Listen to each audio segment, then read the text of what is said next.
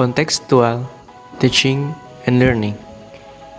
Pembelajaran kontekstual adalah pembelajaran yang dimulai dengan sajian atau tanya jawab lisan, ramah, terbuka, negosiasi, yang terkait dengan dunia nyata kehidupan siswa, sehingga akan terasa manfaat dari materi yang akan disajikan.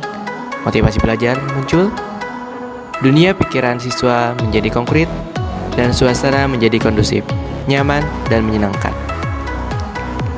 Prinsip pembelajaran kontekstual adalah aktivitas siswa. Siswa melakukan dan mengalami, tidak hanya menonton dan mencatat, dan mengembangkan kemampuan sosialisasi. Ada 7 indikator pembelajaran kontekstual, sehingga bisa dibedakan dengan model lainnya, yaitu modeling, pemusatan perhatian, motivasi, penyampaian, komunikasi tujuan, pengarahan, petunjuk, rambu-rambu, contoh, questioning, eksplorasi, membimbing, menuntun, mengarahkan, mengembangkan, evaluasi, inquiry, generalisasi, learning community. Seluruh siswa berpartisipasi dalam belajar kelompok atau individual, minds-on, hands-on, mencoba, mengerjakan. Inquiry, identifikasi, investigasi, hipotesis, konjektur, generalisasi, menemukan.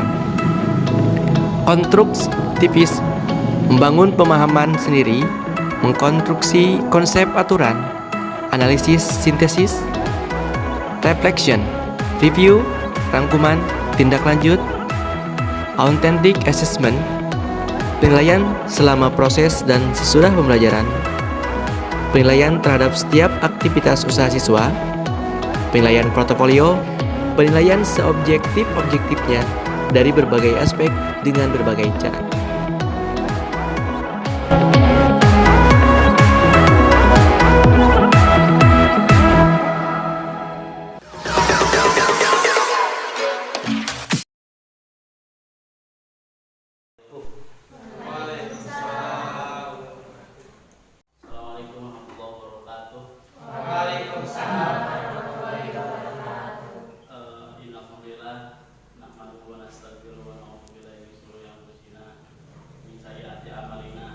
Seperti biasa, Bapak akan mengabsen dulu, barangkali ada yang belum hadir atau yang tidak hadir.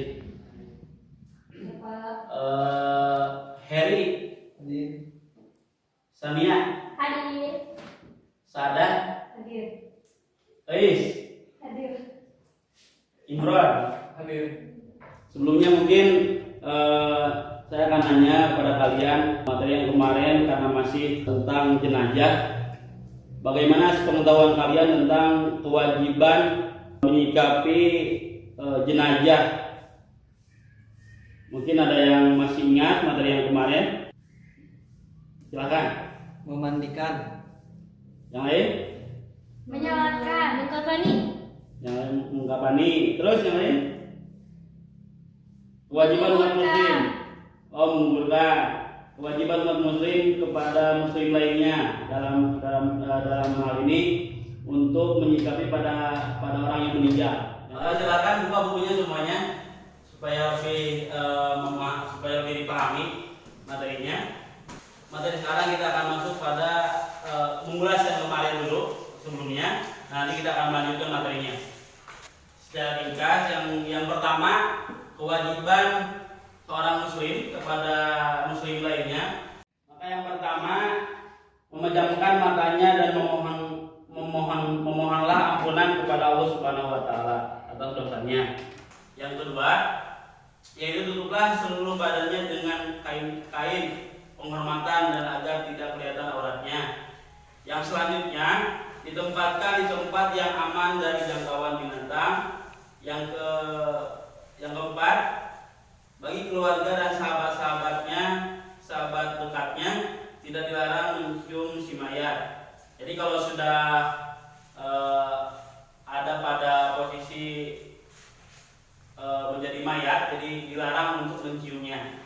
Kenapa? Karena dikhawatirkan banyak sampai orang yang meratapinya sampai ya seperti itulah ya. Kita bisa lihat di kalangan kita kalau ada yang meninggal tentunya pasti menangisnya itu seperti meratapinya itu berlebihan gitu, berlebihan.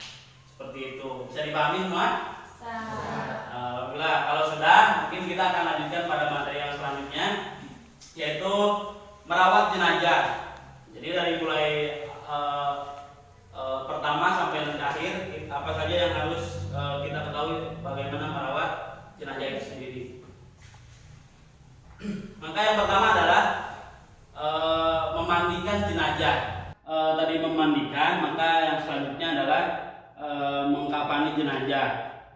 Membungkus atau mengkafani jenazah itu, yang pertama adalah pembelian kainnya itu harus diambil daripada uang sendiri ataupun uang sepeninggalannya kalau bisa.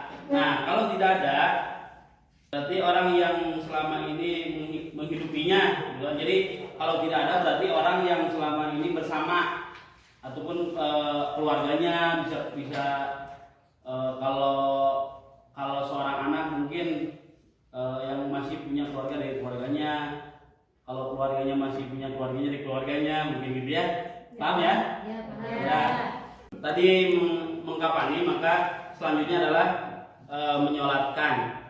Sebagaimana kita ketahui semua dan sudah disinggung di pembelajaran di awal masuk fikih jenazah, maka kita sudah belajar doa dari mulai takbir yang pertama, kedua, ketiga, keempat.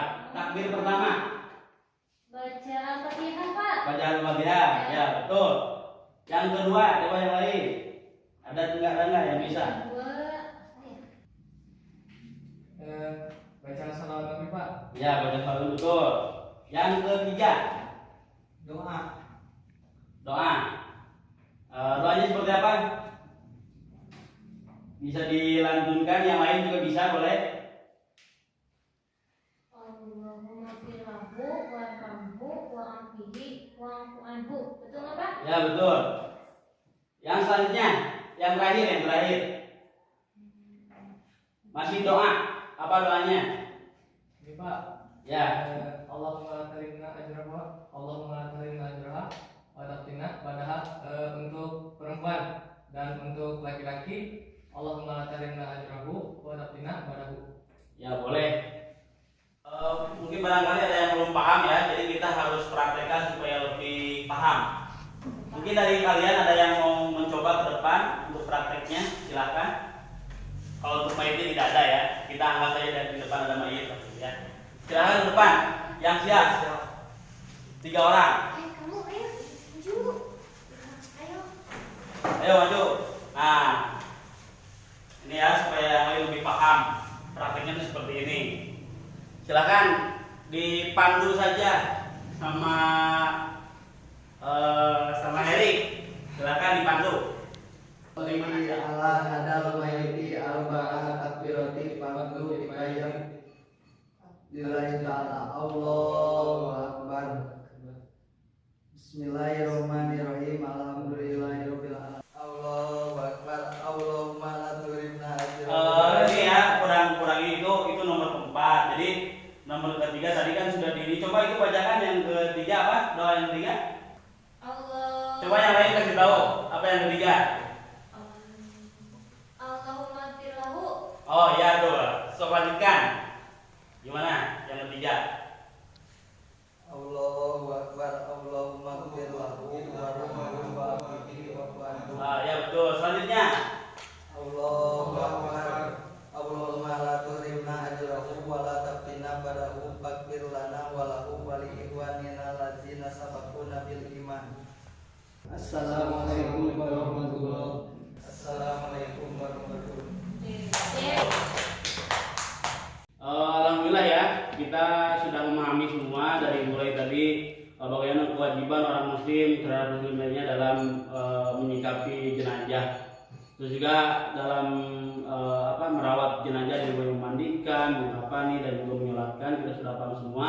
Bahkan menyolatkan sudah kita tahu doanya, tinggal kita realisasikan di masyarakat. Kalau ada yang kita melihat saudara kita, tetangga kita, maka kita ikuti ke sana supaya menjadi pelajaran bagi kita. Itu saja mungkin pelajaran kali ini yang dapat disampaikan. Besok kita lanjutkan kembali materinya tentang fikih. Besok kita perihal masalah sholat. Itu yang dapat Bapak sampaikan.